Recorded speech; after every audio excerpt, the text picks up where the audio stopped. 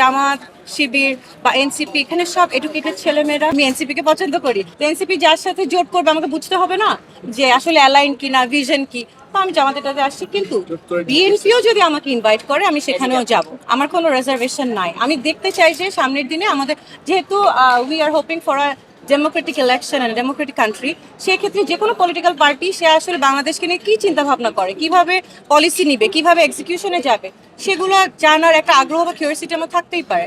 So আমাকে যদি invite করে আমি সেখানেও যাব। আর যদি সাইবার বুলিং কথা বলেন, আসলে বিষয়টা কি জানেন, একটা টাইমে বুলিং করতে করতে করতে করতে এমন অবস্থা হয়ে গেছে যে আমার আসলে মানে এসব আর গায়ে লাগে না। কষ্ট পাই, বাট ঠিক আছে। আমি মনে করি যে একটা টাইমে ওনারা ওনাদের ভুল বুঝতে পারবেন, because I have always been a pro Bangladesh person. আমি বাংলাদেশকে সবার আগে রাখতে চাই। যারা যারা বাংলাদেশকে সামনে রেখে আগাবে আমি তাদের সাথে আছি। দেখেছি যে জামাত, শিবির বা এনসিপি এখানে সব এডুকেটেড ছেলেমেয়েরা, এক একজন পিএইচডি করছে, বিভিন্ন মানে কেউ ইঞ্জিনিয়ার, কেউ ডাক্তার। তো ওনারা যে ধরনের ইশতেহার দিয়েছে, আমি তো বললাম খুব টেকনোলজি বেস, এগুলো করা ওনাদের জন্য কোনো অবিশ্বাস্য বিষয় না। It's very much doable. ওনাদের ইচ্ছাও আছে, ওনাদের ম্যান পাওয়ারও আছে, আমি দেখছি ক্যাপাসিটিও আছে। তাহলে এটা কেন বাস্তবসম্মত হবে না?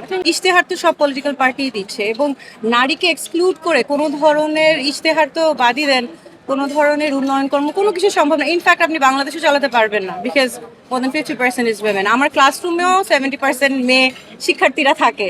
তাহলে নারীকে এক্সক্লুড করে কোনো ধরনের ইশতেহারই সম্ভব। নারীকে আপনি নারী না ধরে শুধু সিটিজেন ধরেও you can not exclude 70% or like 50% of your population, right? So এখানে আপনি যেটা বললেন যে আস্থা রাখতে পারবেন কিনা, আমার মনে হয় যে নারীদের বোঝা উচিত যে যে কোনো দল, সেটা জামাত, মানে এই জোট, আমি পার্টিকুলারলি জামাত ইসলাম বলবো না, 10 দলীয় জোট যেটা, সেটা হোক বা অন্য কোনো দলই হোক, যেই গভর্নমেন্ট ফর্ম করবে না কেন, নারীকে পিছিয়ে রেখে, নারীকে আটকে রেখে বা নারীর সাথে সহিংসতা করে, নট জাস্ট দ্যাট, নারীকে ইনসিকিউর করে আসলে কোনো দলই বাংলাদেশকে সামনে নিতে পারবে না। তো আমরা যেহেতু এত পরিমাণে এত বেশি, আর আমরা সবাই যথেষ্ট মডার্ন, যথেষ্ট মানে aware, we are aware of our rights. আমাদের সামনের দিকে আমরা কি চাই না চাই, we are very clear about it. So আস্থা নিজের উপর থাকলে, মানে আমাকে এখন বললে কি আমি চাকরি করা বন্ধ করে দিব? আমাকে বললে কি আমি এখন ঘুমটা দিব? আমি তো তখনই দিব যখন আমার ইচ্ছে হবে। আমি ততক্ষণ পর্যন্ত কাজ করে যাব, যতক্ষণ পর্যন্ত আমার শরীরে কুলাবে, আমার মনে চাইবে, তাই না?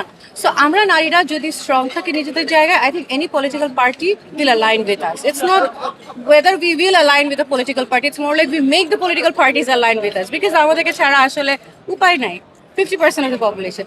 সো আস্থা রাখাটা আমি তো আস্থা রাখছি অনেক। আমি বলবো যে টেকনোলজি বেসড ইনিশিয়েটিভ যেগুলো নেওয়া যায় উন্নয়নের ক্ষেত্রে, সেগুলোর কথা ওনারা বলেছেন। আমার কাছে মনে হচ্ছে যে এটা যদি আসলে বাস্তবায়ন করতে পারেন, তাহলে মাশাআল্লাহ ইট উইল ব্রিং রিয়েলি কি বলবো, remarkable changes in the development scenario of Bangladesh. এটা হচ্ছে ওভারঅল।